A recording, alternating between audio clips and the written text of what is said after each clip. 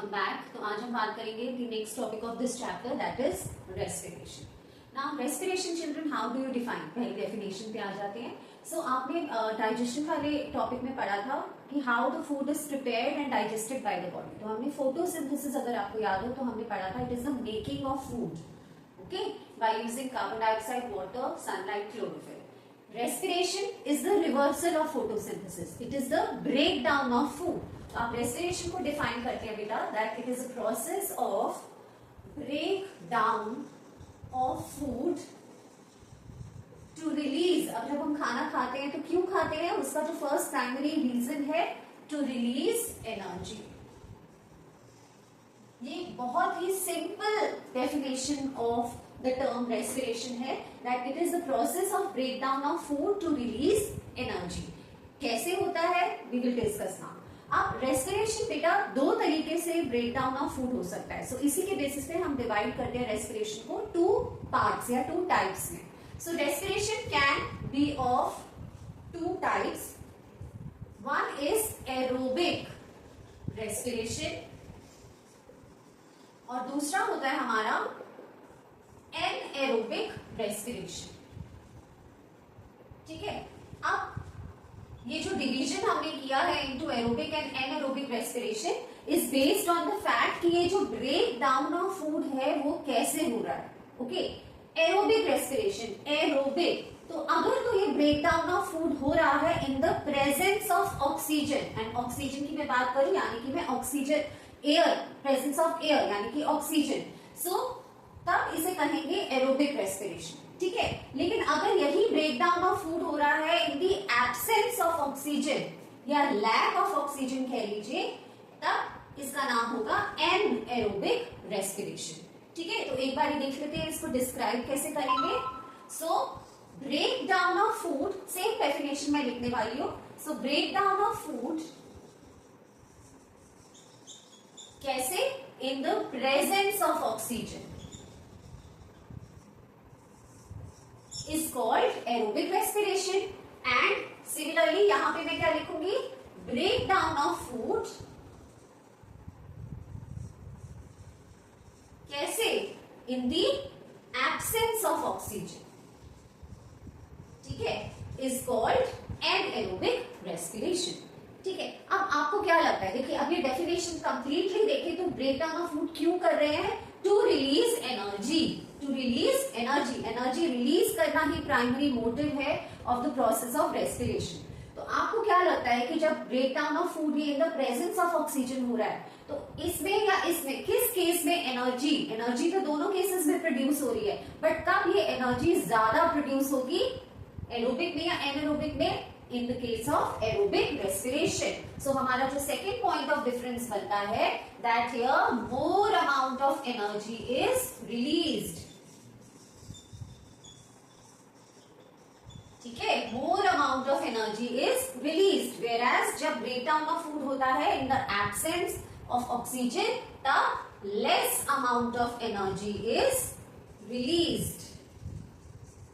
ठीक है, less amount of energy is released. Energy दोनों केसेस में प्रोड्यूस हो रही है, बट जब वो ऑक्सीजन के प्रेजेंस में हो रहा है तो कंप्लीट ब्रेकडाउन ऑफ फूड हो रहा है, इसीलिए ज्यादा एनर्जी प्रोड्यूस होगी. और जब ये एब्सेंस ऑफ ऑक्सीजन में हो रहा है तो इनकम्प्लीट ब्रेकडाउन ऑफ फूड हो रहा है, तो कम एनर्जी रिलीज होगी.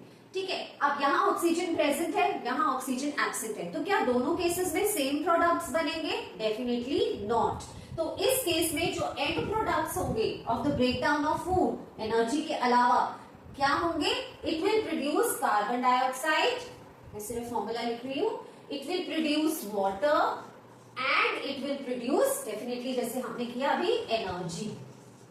ठीक है, so and products of aerobic respiration क्या होते हैं?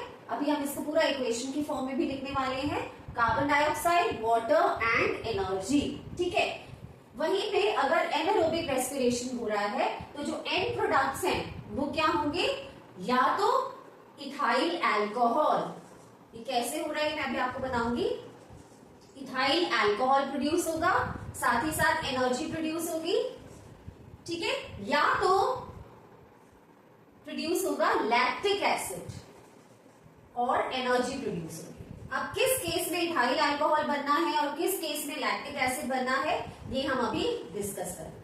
ठीक है, तो जब एनारोबिक रेस्पिरेशन हो रहा है in the absence of oxygen in yeast, इसका एग्जांपल है यीस्ट, ये जैसे कि फर्मेंटेशन हो जाता है यीस्ट में, जैसे कि इडली या डोसा सांभर आप उसको थोड़ी देर के लिए मिक्सचर को रख देते हैं, पिज्जा बनाने के लिए आप उसे फर्मेंट होने के लिए रख देते हैं, तो उस टाइम पे कौन सा रेस्पिरेशन हो रहा है, यीस्ट में एनारोबिक रेस्पिरेशन। तो अगर ये यीस्ट में हो रहा है तो उस केसेस में इथाइल अल्कोहल और एनर्जी बनेगा। लेकिन अगर ये एनारोबिक रेस्पिरेशन हमारी बॉडी के मसल सेल्स में हो रहा है, कैसे ये भी मैं आपको बताऊंगी, मसल सेल्स में हो रहा है तब क्या बनेगा, तब बनेगा लैक्टिक एसिड। कब प्रोड्यूस होता है, इन किन सिनारियोज में हमारी मसल सेल्स लैक्टिक एसिड बनाती है, इसका एक एग्जांपल मैं आपको बताती हूँ। फॉर एग्जांपल कभी आपने किसी दिन बहुत हैवी एक्सरसाइज कर लिया, ओके, आप बहुत दिन से पार्क नहीं गए हैं, आप एक्सरसाइज नहीं कर रहे हैं, वॉक नहीं कर रहे हैं, और एक दिन अचानक से आपने पार्क के 10 राउंड्स ले लिए और बहुत heavy exercise, running, jumping, skipping सब कुछ कर लिया। सो आप रात को क्या फील करेंगे कि आपकी जो मसल सेल्स हैं लेग्स की, उनमें क्रैम्प्स आ रहे हैं, पेन आ रहा है। ठीक है, सो ये क्यों होता है, क्योंकि हमारी जो बॉडी है जब एक्सरसाइज कर रही है, हैवी एक्सरसाइज, सो उसका जो ऑक्सीजन रिक्वायरमेंट है वो इंक्रीज हो जाता है। ठीक है, बट हमारी बॉडी इसकी यूज टू नहीं थी, हम पहले नहीं कर रहे थे एक्सरसाइज और अचानक से हमने एक दिन शुरू कर दी और हैवी एक्सरसाइज कर दी, तो हमारी बॉडी उस ऑक्सीजन की रिक्वायरमेंट को कॉम्पेंसेट नहीं कर पाती। तो उस केस में हमारी बॉडी रेस्पायर तो करती है but in the lack of oxygen, less amount of oxygen में रिस्पायर करती है हमारी बॉडी के मसल सेल्स। ठीक है, तो उस केस में लैक्टिक एसिड प्रोड्यूस होता है, और इस deposition of lactic acid, production and deposition of lactic acid कहां, इन द मसल सेल्स, क्या करता है, it causes pain and it causes cramps in the muscle cells. So आपको पेन और क्रैम्प्स क्यों होते हैं आफ्टर हैवी एक्सरसाइज, क्योंकि उस टाइम पे हमारी जो मसल सेल्स हैं वो कौन सा रेस्पिरेशन अंडरगो कर रही है, एनारोबिक रेस्पिरेशन, और जिसकी वजह से क्या प्रोड्यूस हो रहा है, lactic acid which causes this pain and cramps. ठीक है, उसके बाद अगर आप हॉट वाटर मसाज करें या थोड़ा रिलैक्स करें अपनी बॉडी को, तो जो बॉडी का ब्लड सर्कुलेशन है वो इंप्रूव होता है और बॉडी फिर से एरोबिक रेस्पिरेशन पे आ जाती है। ठीक है, so this was the difference between aerobic and anaerobic respiration. ये यूजुअली आता है बिकॉज 3 पॉइंटर्स हैं डिफरेंसेस के, सो ये एग्जाम में यूजुअली 3 मार्कर क्वेश्चन की तरह पूछा जाता है। ठीक है, अब मैंने आपको बता दिया कि एंड प्रोडक्ट्स क्या थे एरोबिक और एनारोबिक रेस्पिरेशन के। अब ये बॉडी के सेल में किस ऑर्गेनल में होता है और पूरा इक्वेशन क्या होता है रेस्पिरेशन का, चलिए उसकी बात करते हैं। अब ये जो प्रोसेस है रेस्पिरेशन का, जैसे मैंने आपको बताया कि ये फोटोसिंथेसिस का रिवर्सल है। फोटोसिंथेसिस में जहां फूड फॉर्मेशन हो रहा है, रेस्पिरेशन में फूड का ब्रेक डाउन हो रहा है। तो अगर इसकी इक्वेशन लिखनी है तो उससे पहले हम फोटोसिंथेसिस की इक्वेशन पे आते हैं, तो वो बहुत ईजी हो जाएगा रेस्पिरेशन की इक्वेशन लिखना। तो फोटोसिंथेसिस की अगर आपको याद हो तो इक्वेशन थी carbon dioxide plus water in the presence of sunlight and chlorophyll, it makes food in the form of glucose, which is C6H12O6, and along with that oxygen gas is also produced. ये हमारी किसकी equation थी, ये हमारी equation थी for the process of photosynthesis. अब अगर आप इसी इक्वेशन को रिवर्स कर दें, ठीक है, ये आपके रिएक्टेंट्स हैं, ये आपके प्रोडक्ट्स हैं, तो आप प्रोडक्ट्स बन जाए रिएक्टेंट्स और रिएक्टेंट्स बन जाए प्रोडक्ट्स, तो क्या होगा, क्योंकि रेस्पिरेशन में क्या हो रहा है, ब्रेक डाउन ऑफ फूड, तो ये फूड है C6H12O6 प्लस ऑक्सीजन, किसके प्रेजेंस में, ऑक्सीजन के प्रेजेंस में, सनलाइट क्लोरोफिल हम नहीं लिखेंगे, और जो हमारे रिएक्टेंट्स है वो क्या बन रहे हैं, हमारे प्रोडक्ट्स। तो ये क्या है, इधर कार्बन डाइऑक्साइड प्लस वाटर। उसके अलावा एक बहुत इंपॉर्टेंट चीज लिखनी है जो कि एसेंस है प्रोसेस ऑफ रेस्पिरेशन का, कि वो क्या प्रोड्यूस करता है, एनर्जी। तो बेटा ये हमारी जो इक्वेशन है वो किस प्रोसेस की हो जाएगी, ये हो जाएगी रेस्पिरेशन की इक्वेशन। ठीक है, तो आपको बस ये फोटोसिंथेसिस की इक्वेशन ऑलरेडी लर्न है, आप उसको बस रिवर्स कर देंगे और यहाँ एनर्जी ऐड कर देंगे, तो ये आपकी इक्वेशन बन जाएगी रेस्पिरेशन की।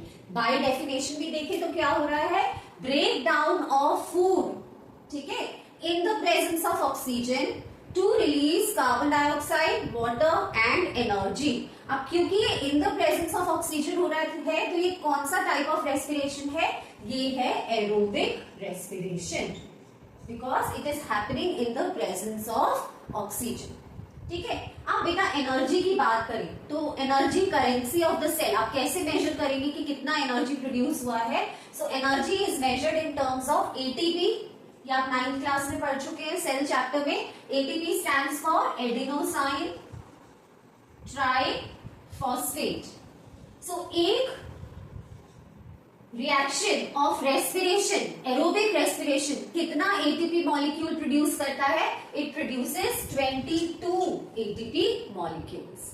ठीक है, वहीं अगर ये एनारोबिक रेस्पिरेशन होगा, ठीक है, तो प्रोडक्ट्स भी डिफरेंट होंगे। मैंने आपको बताया था या तो इथाइल अल्कोहल बनेगा अगर यीस्ट है, या फिर लैक्टिक एसिड बनेगा अगर मसल सेल्स हैं। तो उस केस में एनर्जी कितना प्रोड्यूस होगा एनारोबिक में, ओनली 2 एटीपी मॉलिक्यूल्स। सो आप देख सकते हो कितना ह्यूज डिफरेंस है।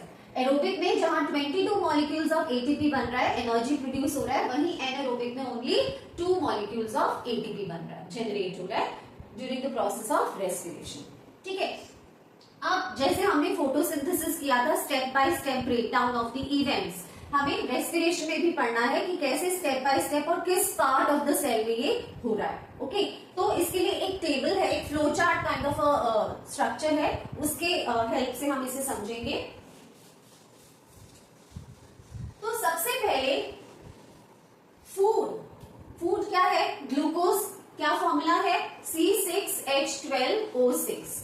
ठीक है, ये कितना कार्बन कंपाउंड है, कार्बन कितना है इसमें, C6, तो ये 6 कार्बन कंपाउंड है। ठीक है, सबसे पहले ये जो फूड है ये ब्रेक होगा कैसे, इररिस्पेक्टिव ऑफ की ऑक्सीजन है, कम है, ज्यादा है, doesn't matter. The first step is कि ये जो C6H12O6 है ब्रेक हो जाएगा एक 3 कार्बन कंपाउंड में जिसका नाम है पायरुवेट।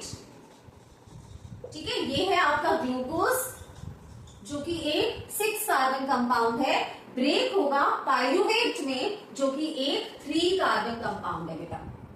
ठीक है, और ये कहां हो रहा है सेल में, इन द साइटोप्लाज्म। ये इंपॉर्टेंट है और ये क्वेश्चन एमसीक्यू में बहुत बार पूछा गया in the previous papers. Where does the breakdown of glucose into pyruvate takes place, so where it is happening, which part of the cell, it is happening in the cytoplasm. ठीक है, ये बिना irrespective की aerobic है या anaerobic है, पहला ये ब्रेकडाउन तो होना ही है। ठीक है, उसके बाद वेदर 3 सिनेरियोज है हमारे पास, 1, 2 और 3 सिनेरियोज है। वो क्या 3 सिनेरियोज है हमारे पास, वो लिस्ट कर लेते हैं।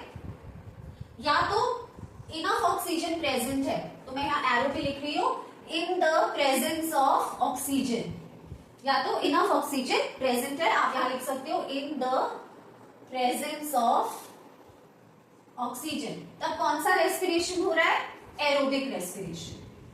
और क्या प्रोड्यूस हो रहा है एरोबिक रेस्पिरेशन के रिजल्ट में, कार्बन डाइऑक्साइड, हमने अभी डिस्कस किया था, वाटर बन रहा है और एनर्जी प्रोड्यूस हो रही है। तो एक सिनेरियो तो ये है। ठीक है, ये कहां हो रहा है, breakdown of glucose into pyruvate, 6 carbon into 3 carbon हुआ साइटोप्लाज्म। लेकिन अब जो आगे की इवेंट्स है वो कहां होंगे बेटा, they will take place in the mitochondria.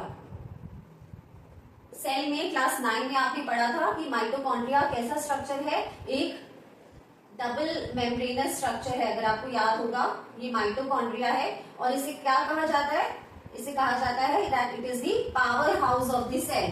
क्यों कहा था इसे power house of the cell, because it generates what, it generates energy. क्यों, क्योंकि यहाँ पे क्या प्रोसेस हो रहा है, द प्रोसेस ऑफ रेस्पिरेशन। ठीक है, तो ब्रेकडाउन पहले हुआ इनटू पायरुवेट साइटोप्लाज्म में, और बाकी का जो फर्दर प्रोसेस है that will take place in the mitochondria. तो अगर इनफ ऑक्सीजन है तो एरोबिक रेस्पिरेशन होगा। ठीक है, अगर लैक ऑफ ऑक्सीजन है, -O2 कर दो, तो ये कौन सा रेस्पिरेशन है, एनारोबिक। प्लस कहां पे लैक ऑफ ऑक्सीजन, कहां, in case of yeast cells, तो क्या बनेगा, इथाइल अल्कोहल। इथाइल अल्कोहल को हम इथेनॉल भी कहते हैं। ठीक है, ये होता है C2H5OH, ये कितना है, 2 कार्बन कंपाउंड है। ठीक है, C2H5OH प्लस ये साथ ही साथ क्या प्रोड्यूस करेगा, ethyl alcohol plus water plus energy produce करेगा। एनर्जी तो तब भी प्रोड्यूस हो रही है चाहे एरोबिक है या एनारोबिक, बट यहाँ कम हो रही है और यहाँ पर ज्यादा। तीसरा सिनेरियो है कि अगर रेस्पिरेशन लैक ऑफ ऑक्सीजन है ऑफ कोर्स, एनारोबिक रेस्पिरेशन है ऑफ कोर्स, लेकिन कहाँ हो रहा है, in the muscle sales of the body हो रहा है, तब क्या प्रोड्यूस होने वाला है, लैक्टिक एसिड। तो ये प्रोड्यूस होगा लैक्टिक एसिड प्लस एनर्जी। ठीक है, ये एक बहुत ही इंपॉर्टेंट फ्लो चार्ट है, आप इसे स्टार लगा लीजिए इस टॉपिक पे। बहुत सारे क्वेश्चंस बनते हैं इस टॉपिक से रिलेटेड। सो पहला conversion glucose into pyruvate is happening in the cytoplasm and the latter conversion of pyruvate into carbon dioxide water and energy is happening in the mitochondria. Similarly, ethyl alcohol, water energy या फिर lactic acid और energy depending upon oxygen is absent or oxygen is present. And oxygen is absent के भी दो scenarios हैं. yeast में हो रहा है तो ethyl alcohol बनेगा, muscle cells of the body में हो रहा है तो lactic acid और energy produce होगा. So I hope ये आपको समझ आया होगा. This was the introduction of the topic respiration and its type aerobic, anaerobic and the step-by-step breakdown or step-by-step events of the process of respiration. So please do like, share and subscribe the channel, and if you have any query or doubt related to this topic, please do ask in the comments. कैसा लगा आपको ये भी comments में लिख के बताइएगा. The next topic that we are going to start about is the respiratory system in human beings. Okay, so till then, bye.